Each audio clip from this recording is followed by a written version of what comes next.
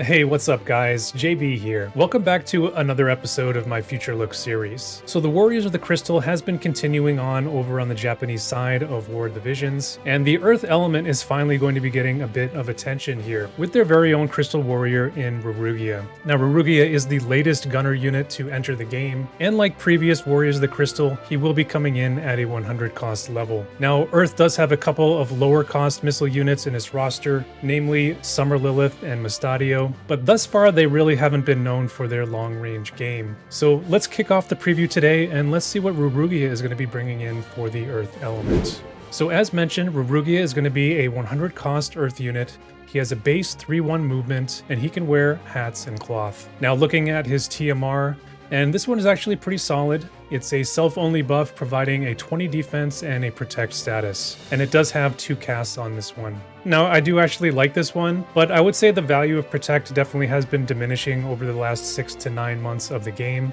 We did actually start this year with a total of 0 units who could actually dispel that particular protect status. And now in the game, it's actually getting quite common to have that built into the latest units kits, and we actually have a small handful of units who can deal with that very, very easily. I do still consider Protect very valuable, especially here when it's coming in with that layered mitigation of defense on top of it. And of course, this has 2 casts as well. So, overall, I'd say this is a pretty good TMR. Now moving down into Rulgia's stats, and I would say they're pretty solid overall. His HP just comes out at an average level for both base and innate. He actually has a pretty similar HP level here to Alaya, and amongst the gunner and ranger peers in the game, he's actually on the higher end there, compared to them. Now the remaining of the stats, do actually tell a pretty similar story to Alaya as well. His attack value, though, is definitely well below the UR average at just 318. Again, it's really not all that unusual for a gunner unit, and he does actually make up for it a bit on his board, and he gets up to just an average UR level at just over 500. Now, he is strong in both his dex and luck values, and particularly the base values in those categories are very strong. His dex value is coming in a top 10 value. Luck is going to be in the top 15 as well. And those numbers are going to translate directly into his accuracy and crit level, which you can see is well above average on top of it. His agility isn't half bad either. His innate value is coming in just at the average level, but he is picking up an additional 10 on his board, and that brings him up to a 67 total, which is pretty solid. Now, just kind of looking at the totality here, it is actually a pretty nice stat line. Outside of that attack value, everything else is actually pretty strong, and most of it is actually above average. Now, looking at his mastery, we're going to have a 10% attack, which is factored into that 502 level we just looked at. And we are adding in a passive 20% reduced AP consumption. These passives actually never really sound all that exciting, but they actually do help out quite a bit. It's a very nice quality of life and really helps your AP sustain, in battle. Now on the defensive front for Rulgia, not really a lot to report here. He has 0 defense and 0 spirit. We do have a couple of nice resistances though. We have a positive 10 on slash, and then we have a 20% on magic, which is very nice. We are looking at a major weakness to pierce damage though, coming in at that minus 15. I do actually really like his ailment resistances here, so I'll point those out. 50% to frostbite and 50% to stop. Both are ailments that are pretty prevalent in our meta right now, and ice really isn't going to be going anywhere. We're going to be seeing them, I think, for a little while. And, it is very nice to have that frostbite resistance. It's, outside of trust stones, it's really difficult to actually resist that particular ailment. Now, moving on to his support abilities and counters, his first passive here is going to be a range +2, and that is coming in with a 40% missile res penetration. Very nice passive here, probably one that you're going to have on in almost all situations. And for an all-purpose sort of general build, in autoplay, I would look to add option 3 to this one. And that is going to decrease his movement by 1. And it does add a 15 initial AP and 25 accuracy along with it. So just as we've seen recently with Alaya and her move down passive, this is very effective at sort of keeping them on the back line and out of the enemy line of fire. Now, if you're not on auto mode, or maybe you have the luxury of a longer map, you can opt for some more range here, and you take that second passive. That's going to get him up to a total of 3 additional range. Now, in terms of the remaining passives here, I can definitely see some niche use cases for option 4. That's going to get him that additional vertical mobility, but also option 6, which is coming in from his Dragoon Subjob. we actually will be seeing an upgrade to that HP passive, which adds the 20 healing power that you see here. And that is actually something that this character can actually use, and we'll actually talk a little bit more about that once we get into the skills overview.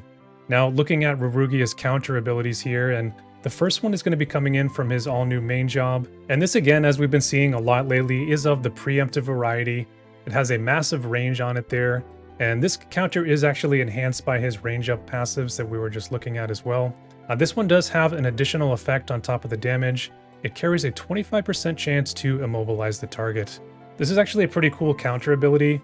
My one knock on this is that because he is a gunner, he is susceptible to those line of sight and pathing issues. Obstacles can cause issues for him as well, and definitely you can friendly fire with this one, which is probably the worst thing about it. And this, if you happen to accidentally immobilize your teammate, it could be absolutely devastating for your chances to win that battle. So it does have that caveat to it, but otherwise I think it is actually a pretty strong counter ability. Now, aside from that, he does have that Dragoon sub that we just touched on. It is just super limited in its range with that 2-square lion pattern. Now, moving on to his main kit and starting with his buffs. His self-only buff is going to give him 1 additional range while also dropping his hate by 6. I have to say that, considering some of the buffs that we've seen in the game lately, this is extremely underwhelming. Especially when I compare it directly to Alaya's range up buff, for example. My personal feeling on hate reduction is that it's definitely a lot less valuable than it used to be. Not because it doesn't work, it definitely can, but mostly because of all of the large diamond AoEs that we've been seeing in the game. And the enemy AI, if they can line you up in that, on top of whoever has more hate than you, they're definitely going to take that shot. Now, in Rulgia's case, it may be a little bit less of an issue, just because you can reduce his movement and sort of keep him back a bit. But, either way, I think it would have been nice to see, something better here on this personal buff. Now, his party buff here is providing a regen effect to himself as well as his allies in this diamond burst pattern. And this one will provide him a 40 defense penetration as well as restoring 20 AP. Now, this skill does cost 34 TP, so he is picking up quite a bit of AP from using this. So I do like this buff. It's definitely much better than the first one that we looked at there. Regen definitely going to be pretty nice on your frontline units like bruisers or tanks, units that will generally take several hits before they go down. And the 40 defense penetration that's coming in here, it's much needed. As we saw there in the passives, he didn't have any innate defense penetration available to him. And that's definitely a big concern for this unit. So at least he can pick up some here on the buff, which is nice.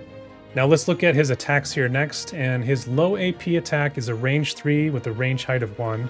It has a low 121% mod, and prior to the damage we do have a 25% missile imperil. Very nice finisher skill here, and will hit well above its AP costs, due to that imperil coming in prior to the damage. But another very nice thing about this skill is it actually has no dead zone on it, as you can see there in the graphic. And, if the enemy has gotten right up in his face, just one tile away from him, this is actually going to allow him to still hit them if you do have his movement reduced down to that 2 level, which is very, very important. Now, his second skill here is a base range of 5 with a range height of 2. It's a 2-hit attack with a large 200% mod, and it is coming along with 2 effects.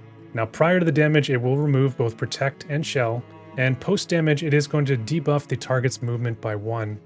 I do really like this skill. It's definitely going to be one that he's looking to break out early and often. Not only if the target has those Protect and Shell statuses, but also because it is this larger mod and it is a chaining one, so the damage will escalate there on the second hit. Now, skill 3 here is a base range of 4 with an additional 2 on the area of effect. And we have the range height of 1 on the target square with an added height on the AoE. We do have a medium 165 mod in this large diamond shape. This one has just a single effect here, and we're going to be reducing the enemy's evasion by 25 prior to the damage. So this skill is actually pretty decent, especially in light of some of the evade units that have been coming out over on the Japanese side, in particular for the fire elements.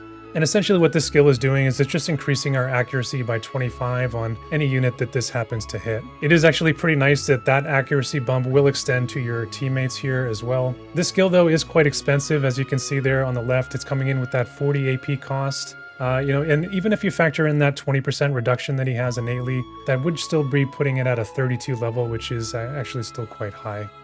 Now his fourth skill here, it's again with a base range of 5, it has a range height of 2, it's a medium 165 mod, This attack, again, just a single effect on it, and it does apply a follow-up attack on Rulgia, but the follow-up attack is just going to be on this one skill only. So again, those follow-up or pursuit attacks, this is very similar to things that we've seen on Astrius and Lightning here more recently. He does get 3 uses of this skill, so, it's something that he may be able to take advantage of, over multiple Guild War strikes, for example. It's pretty cool, it's nothing crazy on this one, because it is only just a single target attack. The power of these follow-ups, has generally been when you have an AoE attack and then you perform the follow-up on multiple enemies and, get double benefit out of it, so to say. Still, though, I think it's a very nice skill to have access to, nonetheless. All right, his limit burst here, it's again going to have that base gunner range of 5, and again, it's going to have a range height of 2. We have the standard 200% LB mod, and this one is actually coming across 3 hits. It is a 3-hit attack. And pre-damage, we do have an effect here of an increase of 40% attack that will last him for 3 turns. And then we do have another effect on it, and it's going to give him a 5% AP restoration as well. Now, I am always a fan of these buffs that come, from your attacks, that you can sort of get benefits, in the mid-fights when, most units' buffs have already worn off at that point. I think this one seems to make up just a little bit for that lackluster self-buff that we looked at a little bit earlier, and it seems that some of the missing utility kind of went into this limit burst here, which I actually think is pretty good for a unit like Rulgia that does have that super long range. There is going to be a number of maps where he actually doesn't have the time or space to get off multiple buffs, and actually having access to this kind of ability that can get him 2 additional buffs, onto himself is actually very, very strong. And this definitely will be an attack that he's looking to lead off with in many scenarios, just because it is that larger mod and it's coming across 3 hits. Now, moving next into his sub jobs, and starting with his main job sub, he's actually picking up 3 skills here in the sub, which is somewhat rare. They're actually all a base range of 4 and no dead zone on any of these skills. Now, the first one is actually going to be an attack skill. We do have a medium 165 mod on this one, and it will lower your target's agility by 20%. This one is also a piercing shot, so does give him a little bit more, pseudo AoE flexibility. And if you did have this sub enabled, he would actually look to prioritize this one, over that large diamond AoE that we looked at, if he's actually able to hit the same amount of units, with this one, because it is the same modifier, and it does cost a lot less AP to use this one. Now, the other 2 skills that he picks up are actually TP support skills, which is very unusual for a gunner. Both of them are coming in with a range height of 2, and skill number 2 here, you can see, is providing a 30% heal to the ally. So this is effectively a healing bullet, which is actually super cool. And then skill 3 there, you can see, is providing a 25 CT bullet, so it's going to increase the ally's CT gauge by 25. I do really, really love that this unit can shoot a supportive bullet at his teammates and kind of give them some beneficial effects. To be honest, I really wish they had leaned a bit more into this supportive aspect here on Rulgia. Earth as an element, they do have quite the plethora of, nice attackers at this point, so, the element is definitely in need of, somebody who is more supportive focused.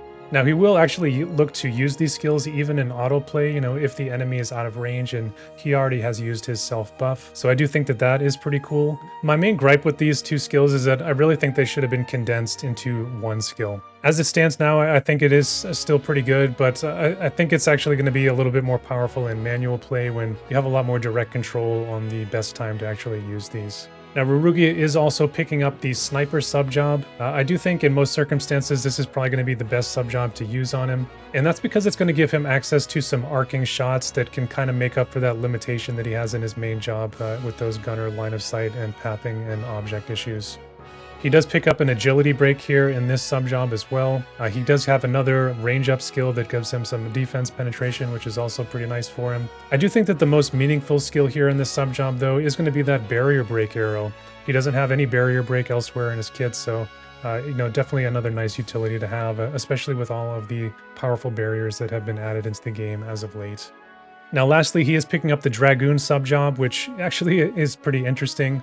This one was more recently updated on the Japanese side, and I think that overall it did actually get a decent upgrade. It did get that healing power upgrade to the HP passive that we looked at a little bit earlier, and then Dragon's Skin actually did get a pretty nice update as well. That has had that 40% attack effect, and it's adding on a protect status on top of that, which, could be nice, in some scenarios. Aside from that, he does have that horizontal jump. That one did pick up an additional range in that job revision as well. It has a range 6 with that large 220% mod. So that's pretty decent. It has that long range on it. He does get that second damage type there in Pierce. So I can definitely see some uses for this sub-job as well. Now, the week after Rulgia's release, this new job-based vision card did debut, and this one is specifically for axe, gun, mace, and glove-based jobs. The base stats here are decent enough. We have a 316 HP, 168 attack, and a nice 3 agility base on the card. I do actually kind of like the bestowed ability here. We have a flat 20% attack and 8 accuracy. For party effects, we're getting a 24% magic resist, which is higher than we've seen on any other vision card to date, as well as a 20% crit rate and 35 missile attack. So it's a pretty good card, but at the same time, nothing crazy. I do kind of like the potential of it for some elements like the wind element, for example, which has a mix of, those magic missile units like Summer Jaden and those Energists, and of course Sodali as well. That was one of that actually kind of came to mind, where you could put this on one of the units and then you get 35 missile attack bonus for all of them. Of course, Summer Jaden's job isn't included on there right now, but his light version is, so I assume that they will add that when this card does come to global. And I think right now, in terms of the job-based vision cards, we don't have a lot of them quite yet, so I think that at least early on, the most benefit that you're going to find is to kind of find those synergy of jobs within a 1 to 2 element setup and kind of get the most power out of it there.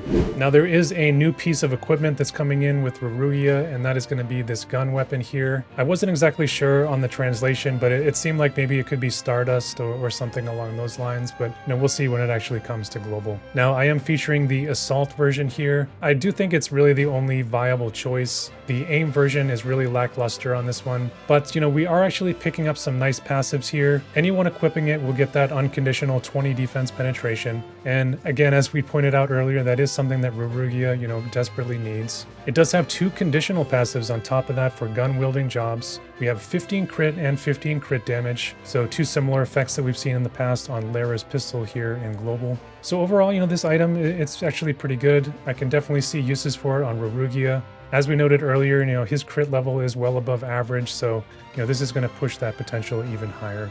All right, let's move on to the timeline here next, guys. And in terms of other notable units here for Earth, the only thing of note was Yrel, whose banner, just came and went here in global. Now, we do have a new wind unit on the short horizon, and that's going to be 70 cost Charisse. Now, we did actually see a very strong 70 coster recently in Halloween Lucia. I don't think that Charisse is quite on her power level, but I do actually think that she is quite good. She will hit above that cost level, and she definitely will make a nice pairing with Summer Jaden. Now, in terms of the lightning elements, the only one that we really are aware of is Summer Helena. A lot of us actually thought that she might be coming, this week, but it seems that is not the case, so she is kind of in limbo at the moment. She could really be coming imminently here at any time. I do, though, think that Rulgia is a very nice counter for her, especially with that follow-up attack that can deal with her courage mechanic.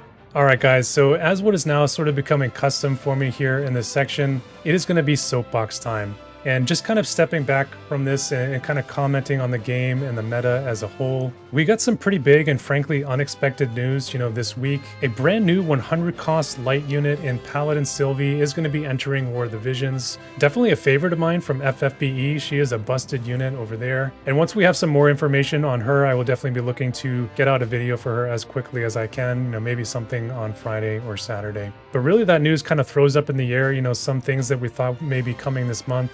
Namely Summer Helena, who we were just looking at. I still do think that she is coming, but it just depends, when or where she's going to fit in. And that's because we're sort of going into this limited time, unit barrage here over the holidays. The fan-voted Shadow Links unit, it seems, is just going to be a Global Fest unit rather than a winter unit as initially anticipated. And in the past couple of years, we have actually gotten Global Fest units at Christmas. Started with Dwayne. Last year we had Ibarra. So maybe that's actually where they're looking to release Shadow Links. But on top of that, we're going to have Christmas units coming in from the Japanese side. Shortly after that, we're probably going to be looking at the Dragon Quest collaboration. And then they actually, on Global here, did announce a collaboration with Addison Bay.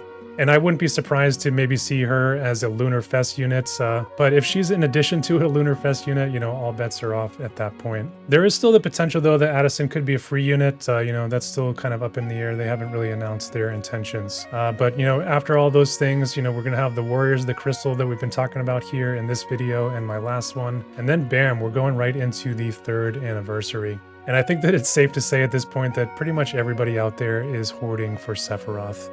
And my personal take, guys, you know, unless you're a spender, you may be shifting into VC only mode at this point. At least until we have a better idea of how they're going to treat and handle these level 140 upgrades for limited time and collab units in particular. You know, most of this upcoming slate is exactly that. Now, Global definitely has had a mixed track record when it's come to, you know, updating some of our seasonal units in the past, when it comes to things like EX jobs and mastery upgrades. So I definitely would urge Gumi maybe to get out in front of this issue and maybe give us some transparency on what the plan is here for these upcoming limited units and when exactly we can, you know, anticipate on getting their level 140 upgrades. I think at that point, you know, people might feel better about investing into some of these units, you know, in light of that Dream System level enhancements that are going to be coming in, you know, shortly after their release. Because outside of that, I really don't see the appeal in really plunking down a bunch of Visior for some of these units and then having to wait, you know, 6 to 12 months for them to actually get an upgrade in the case of a seasonal unit,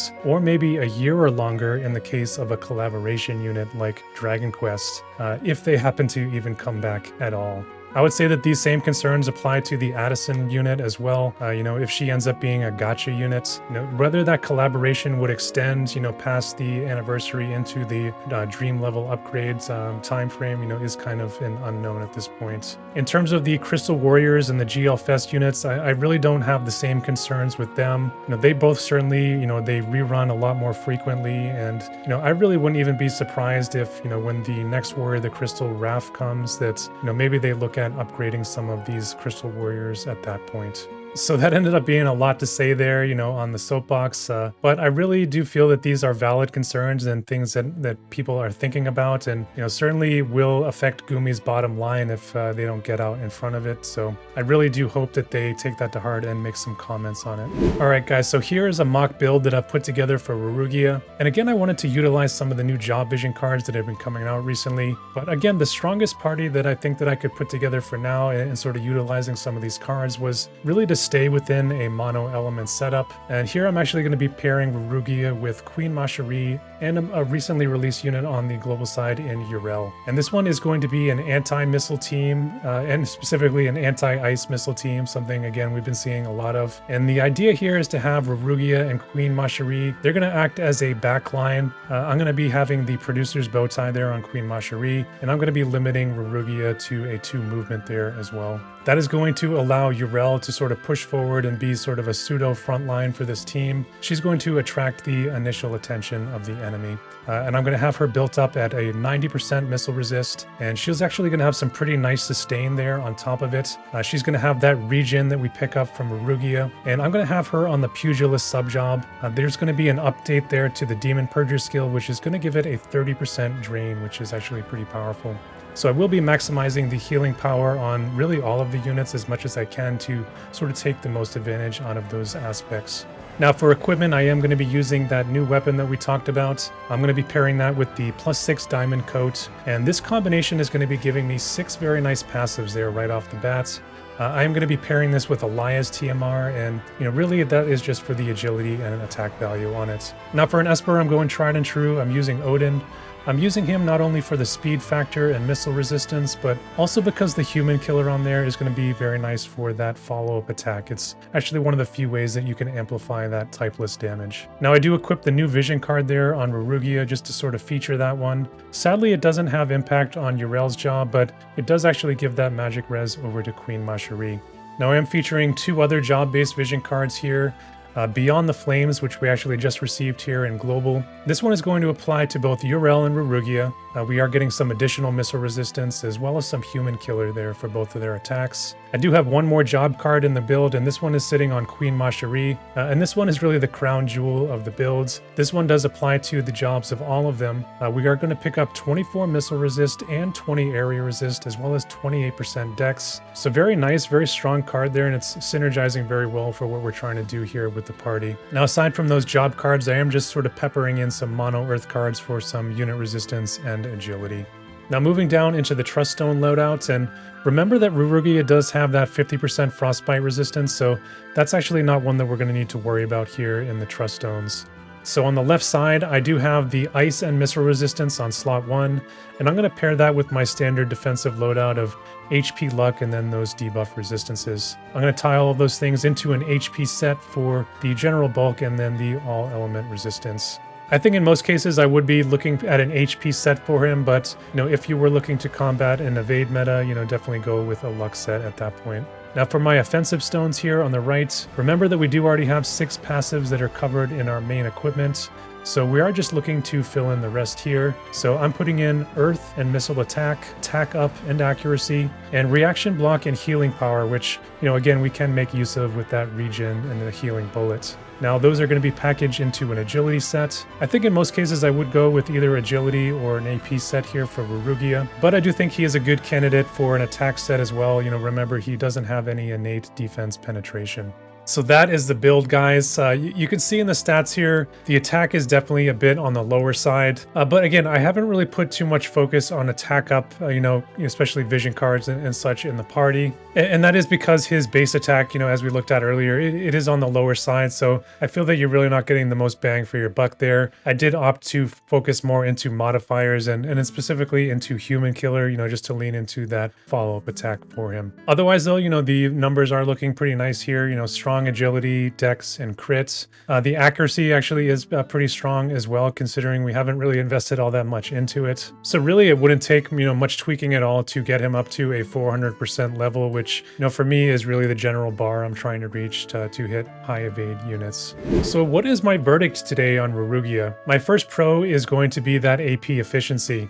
With that plus 15 initial AP that he can get from his passive, he will be well over 90 AP after just using that party buff on turn 1. So that combined with his innate 20% reduced AP consumption and the AP restore that he's picking up on his limit burst just makes this unit extremely efficient AP wise, and you should have no problem going bells free on this unit whatsoever. Now he is competitive with other missile units out there and being able to reach that potential 10 range on his diamond AoE, which is always very strong, particularly for manual play, where I do envision that he is going to be a good unit, similar to other missile units that we've seen in the past. Now on top of that, he's actually a pretty decent debuffer as well. He has the Missile in Peril, he can lower enemy movements, he can also remove barriers, protect, and shell. He does have some serviceable damage on top of that, so he's bringing in some nice modifiers as well as the follow-up attack on his job 25. Now in terms of the concerns that I have for Rulgia, the biggest one that I have by far is going to be the complete lack of defense penetration that he's bringing innately.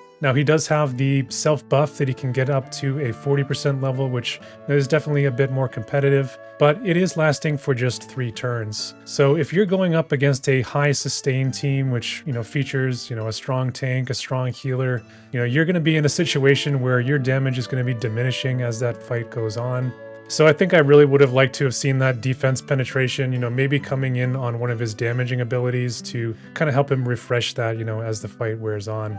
Now, similar to all gunners in the game, he is also dealing with that caveat of line of sight issues on his attacks, and sadly that is including his counter attack as well, where obstacles or teammates that are in the way, may not give him an optimal path to actually hit the enemy, especially if you have restricted him to just that 2 movement level. So, in that regard, I do consider that sniper sub job a vital aspect for him to give him some options for an arcing attack, if he needs it. Now, my last concern here is that he's definitely very lacking when it comes to defensive tools or survivability. No immortal spirits, no re-raise, no reflex. He has that 0 defense and spirit innately. So, I think if you're going up against strong damage dealers, you're going to be lasting, maybe 1 to 2 hits at best, with this unit. Now, my final word here on Rulgia is that while I do consider him a pretty decent unit, when I put him directly up against Alaya, I think that he is just falling a little bit short. His debuffing is definitely not on par with hers. His damage, I don't think, is going going to be quite as good either. He has less penetrations, and he is lacking that element and peril she can bring. He's also lacking some of the vision card support that she has as well. He's also hurting currently when it comes to the surrounding Earth cast, in terms of being able to put him into a position to really shine.